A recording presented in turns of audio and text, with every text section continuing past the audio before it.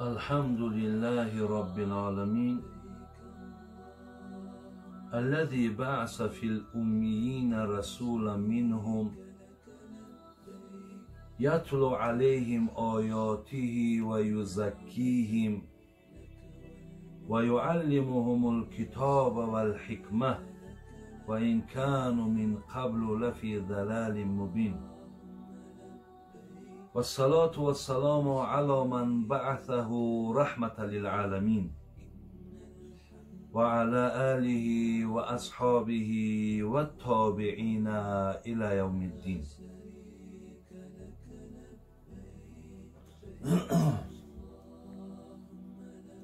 برادران عزیز و گرامی، خدای مهربان اخلاص‌های ما و شما را، محبت‌های ما و شما را به دین خدا زیاد بگرداند و الله مهربان از محبت ذات خودش، از محبت حبیبش، از محبت دینش همیشه ما را برخوردار بگرداند و خدای مهربان برای ما توفیق عطا کند که تا از بندگی الله مهربان اجرا کرده توانیم. از الله مهربان خواهان او هستیم که خدای مهربان برای ما چنان توفیق ده، چنان عمر نصیب گردان که همراه خودمان یک دست آویزی و خانه قبر برده توانیم. خدای مهربان دعای ما همین است که محبت پیامبر، محبت اصحاب او، محبت آن کسانی که محبت تو را داشتند، خدایا در دلهای ما به همیشگی نگه دار. الله مهربان تمام برادرانی که از ما در غربت هستند، در غریبی هستند، خدایا کاراشون را برار و برکت ده. خدایا همه مشکلات ها و سختی ها را بالای سرشان دور بگردان. خدایا این تاجیکستان عزیز ما را، این تاجیکستان محبوب ما را خدایا آباد بگردان، زیباش بگردان. خدایا چقدر امکانات و شرایط های خوبه برای این دیار ما، برای این ملت ما الله مهربان نصیب بگردان. امروزها که در آبادی، در پیشرفت این ملک ما از کمک ها و از دست یاری بسیاری بندگان دیده می شود، خداوند همگانشون در پناه رحمت و عصمت نگهبان باش. محبت هامون، میل هامون، اخلاص هامون خدای به سوی دینت زیاد بگردان. برادران عزیز و گرامی، من در یک دقیقه های اندک یک صحنه را، یک نشستی را که جناب رسول اکرم صلی الله علیه و سلم همراه اصحابش داشت، علال خصوص همراه چهاریارش داشت که با آنها چه یک صحبت با لذت،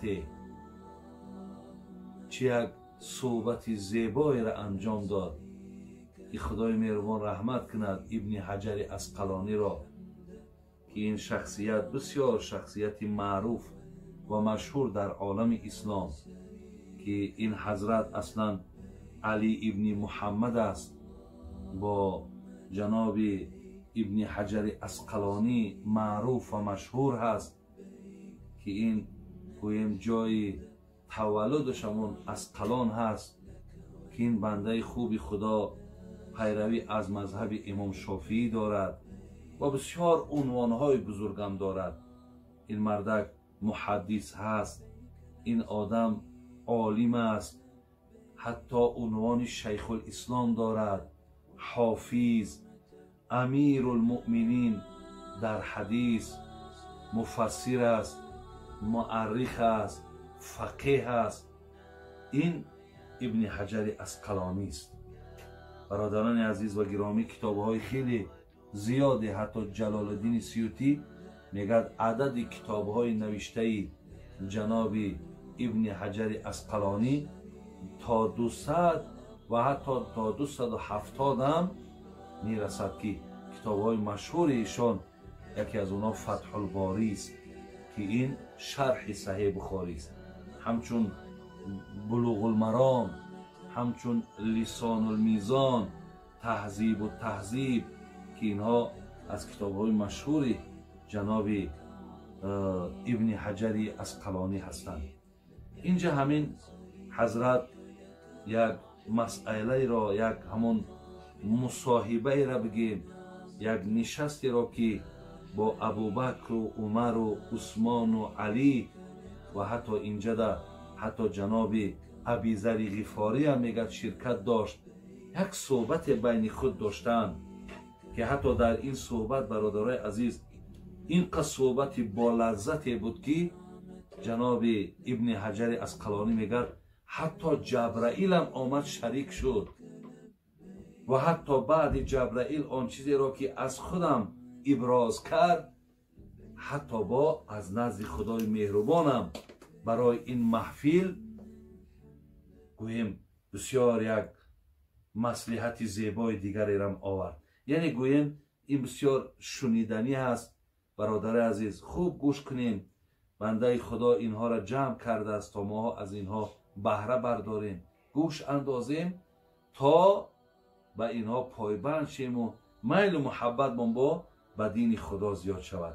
این چی محفل باشد که حتی جبرائیل هم آمده در این محفل یا در این مصاحبه آمده اشتراک کرده. برادرای عزیز آورده است ابن حجر اسقلانی که پیامبر نازنین من گفته بود است حبب الی من دنیاکم ثلاث الطیب و النساء و جعلت قرة عین فی الصلاة. ابن حجر اسقلانی گفتند پیامبر نازنین گفتند که در بین اما اصحابش، در بین نفرهایی که من قبلا گفتند میدانین که من از همین دنیای شما، یعنی حضرت هیچگاه به این دنیا میل نداشتم، هیچگاه در این دنیا گویم برادر عزیز دل داده نبودم. بین حتی از سخنش که من دنیا کم، از دنیای شما، زیرا الله مهربان گفته بودش وللآخرة خیر لک من الاولی، ای محمد صلی الله علیه و سلم آخرت برای تو از این دنیا بهتر است. از این لحاظ میگه من از این دنیای شما سه چیز را دوست می‌دارم. برادرای عزیز وقتی پیامبر نازنین چیزی را که دوست داشت، دوست داشتن اونم به ذمه ما و شما ضرور هست که ما هم باید دوست داریم. یکم چی گفتن؟ الطیب، دوست می‌دارم که امت من بوی خوش کند. برادرای عزیز امت من بوی خوش داشته باشد، یعنی از خوشبویی ها استفاده کنند. امت من گویم خواه زن باشد خواه مرد باشد، چقدر آلفته باشد، چقدر تازه باشد، چه در لباس پوشیش، یعنی چه در خانداریش، چه در مثال خوراکخوریش، در هر کاری که نباشد پیامبر گرامی میگه دوست می‌دارم که امت من چی باشد؟ امت من تازه باشد، آلفته باشد، خوشبوی باشد. برادرای عزیز میگه بسیاری اصحاب پیامبر وقتی در کوچه می برآمدند یکی بوی خوش که به مشامشان میزد میگفت از همین کوچه پیامبر گذر کردگی است که حتی بوی خوشش کوچه را برادر عزیز فرا میگرفت. و همچنان بسیار حضرت آدمی آلفته بودن، خودش بسیار انسانی تازه بودن. برای همین بود که میگفت ان الله جمیل یحب الجمال، خدا زیباهای زیباها را دوست می‌دارد. ان الله نظیف یحب النظاف، خدا پاکه پاکا را دوست می‌دارد. چقدر شما تازه باشین، چقدر آلفته باشین، چقدر شما در خداتون اهمیت بدین. همه این معنای همین را دارد که پیامبرمان از ما همین عمل دوست می‌دارد که ما باید تازه باشیم، ما باید پاکیزه باشیم. این یکی از چیزهایی بود که حضرت گفت من دوست می‌دارم که خوشبوی باشم و همچنان امت من خوشبوی باشن. برای همین است که هر هفته بین حبیبی خدا میگه باید حتما شما در هفته مقصد شما باید یک بار یا دو بار کلی بدنهاتون با صابون تازه کنید. امروز الحمدلله که امکانیت با زیادتر است، ما باید زیادتر خداوند اهمیتی نگذاریم که لباس های ما بویناک باشد، نگذاریم که بدن های ما بویناک باشد. شما میدونین حتی عبارای فقهی داریم و فی ثیاب البذله، کسی با لباسی که چیرک است بویناک است نماز خانه نمازش کراهیت دارد. یکم چیزی را که حضرت گفت دوست می‌دارم گفت این خوشبویی است. دوم و نساء، دوست می‌دارم زن را برادرای عزیز پیامبر نازنین ما دوست می‌دارد. حالا من قبلا یک برنامه داشتم برای خاطری که همین زندگی زنها را ویران میکنن یا مردکا زنهاشون احترام نمیکنن، پیامبر ابین میگه دوست می‌دارم زن را. وقتی حضرت پیامبر مون پرسیدن از همه بیشتر کی را دوست می‌داری؟ برادرها، ولی امروز اگه گویا که ما آر میکنیم و گویا که ما مثال اگه مردکیم و گویا که اگه ما حیبت داریم و غیرت داریم و در پیش یکدیگر این چیزها را گفتن برای ما عیب است. این پیامبر مکتب غیرت و مکتب جسارت و همه این مکتب بگیم رهبر این مکتب ها بود. ولی چی گفت وقتی گفتن از همه بیشتر کی را دوست می‌داری؟ گفت زن عایشه را دوست می‌دارم. گفتن حضرت مقصد ما ای مردکا بود، گفت پدری عایشه را دوست می‌دارم. یعنی وقتی من گویم که زن ما دوست می‌دارم، برادرای عزیز این معلوم شد که پیروی از پیامبرم هست که بسیاری، ولی من در برنامه پیشتر قید کردم، بسیاری از خانواده های ما را نمیفارد که من گویم که زن ما دوست می‌دارم یا میترسم که اگر در پیش کلانتران بگم که من زن ما دوست می‌دارم، حالا که پیامبر ابین از هیچ کس نترسید. چیزی که مسئول بود گفت که من عایشه را دوست می‌دارم. دویم چیزی که برادرای عزیز و گرامی پیامبر گفت من دوست می‌دارم این زن است. زنهاتون برادرای عزیز دوست بدارید، زنهاتون برادرای عزیز احترام کنید، زیرا پیامبر دوست می‌داشت، پیامبر احترام می‌کرد. سوم و جعلت قرة عین فی الصلاة. دیگر چی بود؟ سوم چیزی که دوست می‌دارم همیشه گوهرک چشمم فدای نماز. برادر عزیز، یعنی همیشه در داخل نماز ایستادن، دستکام بندم، بین طریق خشوع و تضرع در پیشگاه خالقم گذارم و الله مهربان و عبادت کنم، در پیشکش راست ایستم، الله مهربان و تعریف کنم، رکوع کنم، سجده کنم. حتی میگه گوهر چشمم، نور چشمم فدای نماز بود. سه چیز را حضرت در بین اصحابش گفت دوست می‌دارم، فراموش نکن. یکی خوشبویی، پاکیزگی، تازگی. دو، دوست می‌دارم خانوم ما دوست می‌دارم، زن ما دوست می‌دارم، اصلا مادر دوست می‌دارم، زن دوست می‌دارم، نه به خاطر شهوت چرانی بلکه به خاطر که اینها بگیم یک نقش مهم در جامعه ما دارد. سه، دوست می‌دارم که همیشه پایبند نماز باشم، همیشه در پیشگاه خالقم آفریدگارم دستام بستگی و او را اطاعت عبادت کنم.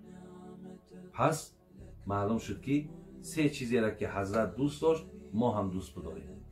بعد از آن پیامبر پرسید از ابوبکر، ابوبکر تو چی را دوست می‌داری؟ جناب ابوبکر چی گفت؟ برادر عزیز، جناب ابوبکر گفتند حبب الی من الدنیا ثلاث. حضرت گفتن چگونه ای که شما سه چیز را دوست داشتین، منم سه چیز را دوست می‌دارم. یک، النظر الی وجه رسول الله. دو، و انفاق مالی علی رسول الله. سه، و ان یکون ابنتی تحت رسول الله. برادر عزیز، ابوبکر صدیق ببینید، آخه صدیق بود.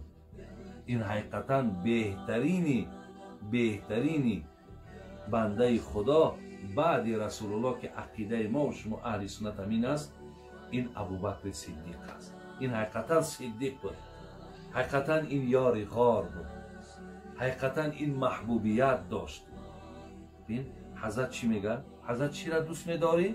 یکم، میخوام همیشه در یکم چهره زیبای طرف زیاد تماشا کنم. یعنی هیچگاه نمیخوام که زیبای طرف زیاد تماشا کنم. یعنی هیچگاه نمیخوام که چشمهام از نگاه نظر تو کندگی باشد. دوست می‌دارم که در چهره زیبای تو نگاه کنم. دوم، دوست می‌دارم که هرچی از مالی که جمع کردم و پسنداز دارم برای نصرت دین تو ای پیامبر گرامی همشه فدای جان تو کنم، همشه فدای دین تو کنم.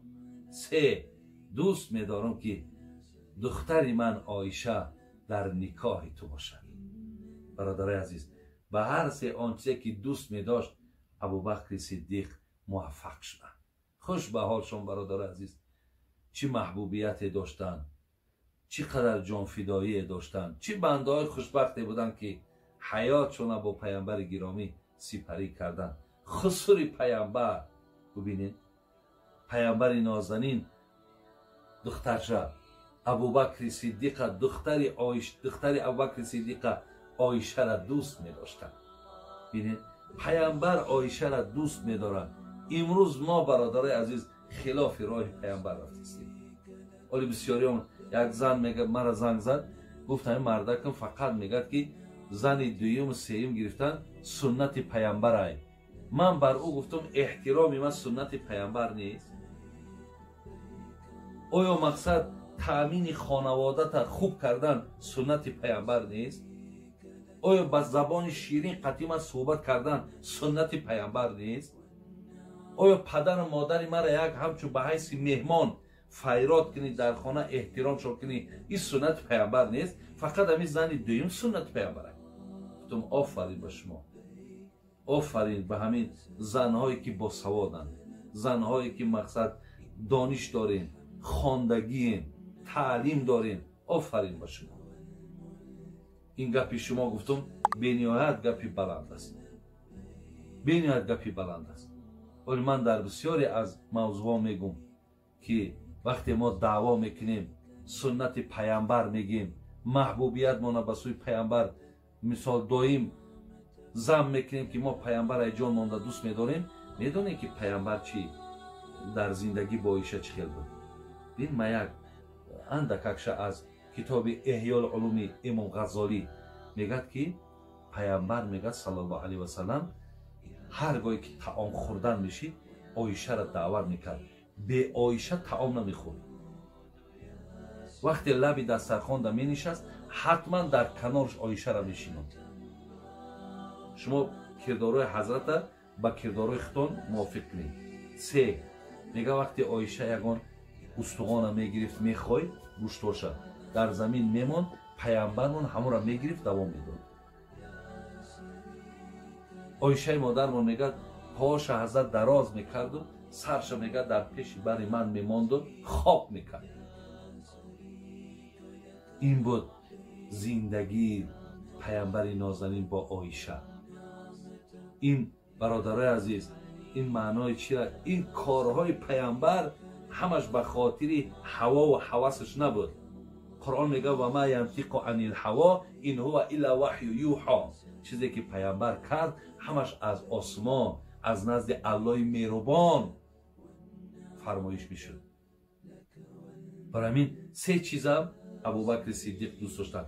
ما با میگردیم تکرار، پیامبر خوشبویی را دوست می داشتن، زنشان را دوست می داشتن نماز را دوست می داشتند. از ابوبکر پرسیدند تو چی را دوست می داری؟ گفت یک، همیشه در جمال زیبای تو نگاه کردن. دو، مال ما برای نصرت دین تو صرف کردن. سه، دخترم عایشه در نکاحت باشد. بعد از آن با عمر مراجعت کردن. عمر تو چی را دوست می داری؟ حضرت عمر چی گفتند؟ خب گفتن راست گفتی ای پیامبری نازنین آنچه شما دوست می داشتید و راست گفتی برادرم ابوبکر صدیق.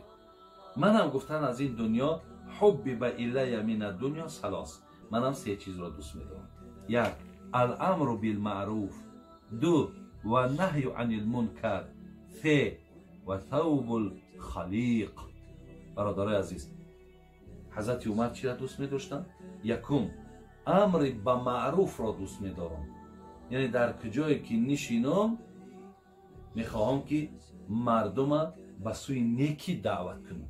امر معروف یعنی به نیکی دعوت کردن. امر معروف.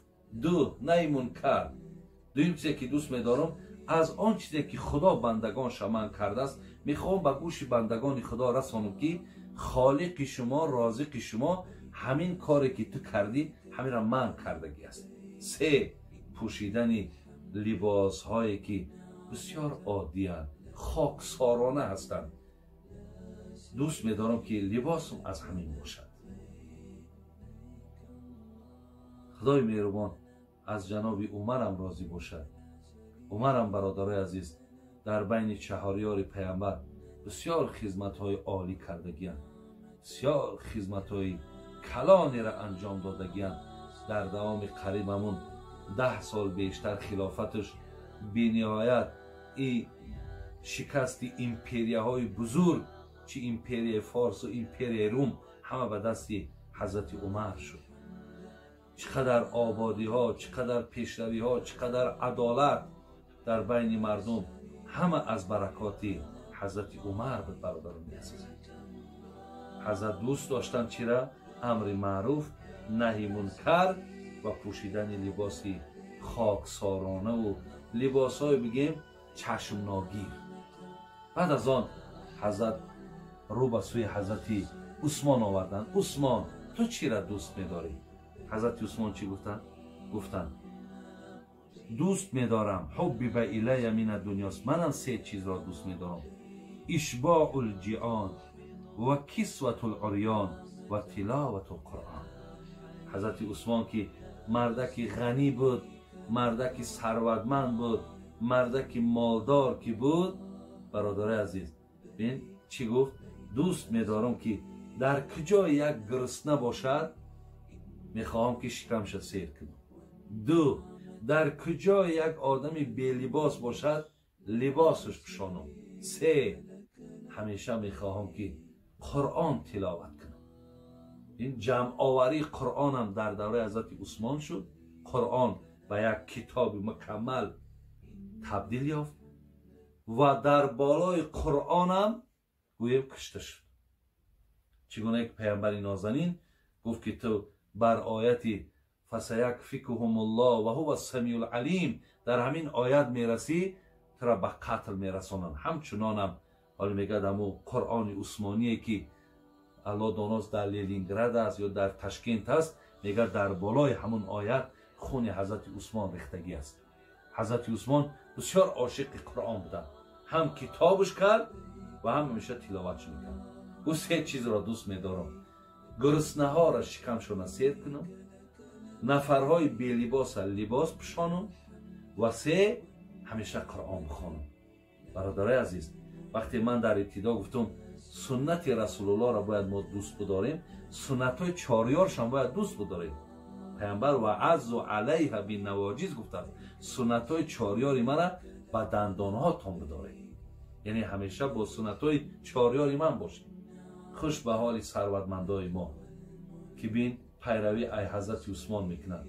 برادرها باور کنین در زمانی که حضرت عثمان حیات بود، میگه یکی اگر در یک معرکه یک نفری را میپرسیدن، میگفتن زنداری؟ میگفت نه ندارم. برای چی نداری؟ تا یک کم ترک امکانیتم نیست. میگه مردم حیران میشید. میگفت چی عثمان در کجاست که این مردک بیزن گشته است؟ الکه برادرای عزیز، عثمان از زمره نفرهای شید که حتی یک نفر اگر بی لباس میمون میگفتن چی عثمان درک نداره. اگر یک نفر بی خراکه میمون میگو عثمان درک نداره. ای کاش برادرای عزیز شما هم در همون محله های خودتان، در منطقه های خودتان ای زمره کسانی شین که تمام گرسنه ها، تمام بی لباس ها همیشه و همیشه در حق شما دعاگو باشند و شما از حال اونها همیشه خبرگیری کنید. من اینجا یک قصه به یادم آمد. میگذارم سخن حضرت علی ده که علی چی را دوست می‌داشت. میگه یک نفر در یک همسایه‌اش تق تق کرد. همسایه برآمد گفت برادر عزیز احتیاجی به 100 سامانی دارم. میگه آمد و 100 سامان برده در دست همسایه داد و گشته آمد و نزد آیلش نزد خانومش گریه کرد. زنش گفت خی گفت همون نداری و چرا مقصد میبراری میتی؟ اینا که دادیش بعد گریه را میگیری؟ یا مقصد خی همین قهینر داری چرا مقصد پولش میتی آخی؟ گریه نکن مقصد. گفته زنه من برای آن گریه نمیکنم که من او را 100 سامان دادم. من برای آن گریه میکنم که من از حال او آگاه نشده، او باید به خانه مرا ناآمده باید من کاری او را بود میکردم. من از حال او باید درکدار میشدم. اینجا گریه من بر اون است که من از حال او آگاهی پیدا نکردم و او خود خسته برای مراجعت پیش من آمد. بگذار برادرای ثروتمند، خدای مهربان شما را مال داده است. شما تید وقتی که میبرین این امکانیت هم ولی مال عثمان زیاد شویش امی حساب بود که میداد ایسا الله میدادش. زیرا خدا خودش گفته است انفق ینفق بته میتمت. حضرت عثمان هم این سه چیز را دوست میداشت. به حضرت علی مراجعت کرد. گفت علی تو چی را دوست میداری؟ حضرت علی چی گفتن؟ گفتن حبی به الی من دنیا ثلاث. مثل همین برادران من هم سه چیز را دوست میدارم. یکم الخدمت للضیف و صوم فی الصیف و ضرب بالسیف. حضرت علی برادرای عزیز، داماد پیامبر نازنین ما، شوهر حضرت فاطمه، پدر امام حسن امام حسین. حضرت چی میگه؟ میگه یکم دوست میدارم که اگر یک مهمان خانم بیاد برای مهمان خدمت کنم. برای مهمان خدمت کنم. دو، روزه بدارم در تابستان، زیرا که در تابستان روزه داشتن مشکله. روزه بدارم در تابستان. سه، شمشیر میگه گرفته گفت با این شمشیر گفت کار آن دشمنهایی که بر دینی تو دشمنی میکنن، به شریعتی تو دشمنی میکنن، کار اونها را به این کاردم به انجام برسانم. حضرت هم سه چیز دوست داشتن. بعد برادران عزیز، بعد از آن میگه جناب ابن حجر اسقلانی میگه فبینهما فی ذالک اذ جاء جبرائیل علیه السلام. میگه همین زمان وقت صحبت های ناکی بود چی آنچه از دوستداریاشون که داشتن همین زمان میگه بود که جبرائیل نازل شد. و قال، بعد جبرائیل به پیامبرمون چی گفت؟ ارسلنی گفت الله تبارک و تعالی لما سمع مقالتكم و امرك ان تسألنی اما احب ان كنت من اهل دنیا. بعد گفت الله مهربان مرا روان کرد ای محمد و از آنچه که در اینجا شما گفتین خب همه اینها گوش کرده شید و خدای مهربان امر کرد که بر محمد بگو که اگر جبرائیل از مردم اهل دنیا میشید چرا دوست میداشت؟ پیامبر ما گفتش جبرائیل برادر اگر تو اهل دنیا میشیدی تو چرا دوست میداشتی؟ جبرائیل چی گفت؟ فقال ما تحب ان كنت من اهل دنیا؟ فقال ارشاد الضالین و موانست الغرباء القانتین و معاونت اهل العیال معسرین. حضرت جبرائیل گو اگر من از اهل دنیا میشیدم سه چیز منم دوست میداشتم. یکم کجای در یک آدمی گمراه است، کجای در یک آدمی بیخبر است، کجای در یک آدمی که مقصد کی بودن و چی بودن خودش نمیداند، بهر چی آمده است، باید چی کار کند. یعنی یک آدمی گمراه میخواهم که در هدایت او واسطه شوم، در هدایت او سبب شوم. یک. دو، در کجایی که یک آدمی پای با عبادت است و ولی غریب است، میخوام که همراه اونها باشم. سه، و دوست میدارم در کجایی که یک آدمی بیچاره و کمبغل و ناتوان است، از مال و از داراگیم اونها را کمک کنم. اینها را جبرائیل دوست داشتن. بعد از آن و قال جبرائیل علیه السلام یحب رب العزة جل جلاله من عباده ثلاث خصال. گفت خدای مهربان سه عمل از بندگانش دوست می‌دارد. سه عمل از بندگانش دوست می‌دارد. یکم،